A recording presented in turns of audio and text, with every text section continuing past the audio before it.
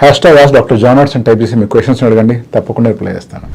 Hello sir, hair transplanting చేసుకున్నాను, 5 months అవుతుంది, but బాగా హెయిర్ ఫాల్ అవుతుంది. డాక్టర్ కన్సల్ట్ అయ్యాను, కానీ విటమిన్ టెస్ట్ చేపిస్తే అన్ని నార్మల్ ఉన్నాయి. నాది బైక్ మీద ఎక్కువసేపు తిరుగుతాను, అలా ఏమైనా ఉండొచ్చా చెప్పండి. హెయిర్ ట్రాన్స్ప్లాంటింగ్ చేయించుకున్న తర్వాత 5th month లో మీకు హెయిర్ ఫాల్ అవుతుంది అంటున్నారు, అండ్ టెస్ట్లు చేయించుకుంటే వైటమిన్స్ అన్ని నార్మల్ ఉన్నాయన్నారు, అండ్ మీరు బైక్ మీద కొంచెం ఎక్కువగా తిరుగుతాను, అందువల్ల ఏమైనా హెయిర్ ఫాల్ అవుతుందా అని డౌట్ పడుతున్నారు. నిజానికి హెయిర్ ట్రాన్స్ప్లాంట్ చేయించుకున్న ఇమీడియట్ గా మేబీ 50 to 25 days తర్వాత హెయిర్ ఫాల్ అవుతుంది.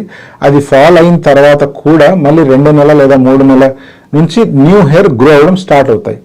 ఇలా స్లో గ్రోత్ ఏదైతే ఉందో 4th month 5th month కి కొంచెం పుంజుకుంటుంది, కానీ 5th month ఎండింగ్ నుంచి 6th month లేదా 7th month లో మళ్ళీ కొంచెం హెయిర్ ఫాల్ నోటీస్ చేస్తాం. 9th నుంచి 12th month వచ్చేసరికల్లా ఫుల్ రిజల్ట్ నోటీస్ చేయొచ్చు. సో ఈ ఎంటైర్ ప్రాసెస్ లో మనం అర్థం చేసుకోవాల్సిన పాయింట్ ఏంటంటే 5th month ఎండింగ్ లో కానీ 6th month లో కానీ 7th month లో కానీ ఎవరికైనా హెయిర్ ఫాల్ కనిపిస్తుంది అంటే అది ఒక టెంపరీ హెయిర్ షెడింగ్ మాత్రమే, మళ్ళీ ఈ హెయిర్ కాస్త గ్రో అయిపోతాయి.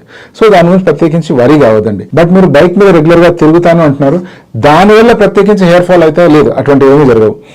మీరు బైక్ మీద తిరుగుతున్నా కూడా హెల్మెట్ వేసుకొని కానీ తలకి ఒక క్లాత్ కట్టుకొని కానీ డస్ట్ నుంచి పొల్యూషన్ నుంచి మీ స్కాల్ప్ ని కాపాడుకోవాలి. అలా కాపాడుకోని పక్షంలో ఎంతో కొంత డ్యామేజ్ జరుగుతుంది తప్పితే కంప్లీట్ గా హెయిర్ ఫాల్ అయిపోయి అక్కడ హెయిర్ గ్రో కాకుండా అటువంటిది ఏమీ జరగదు.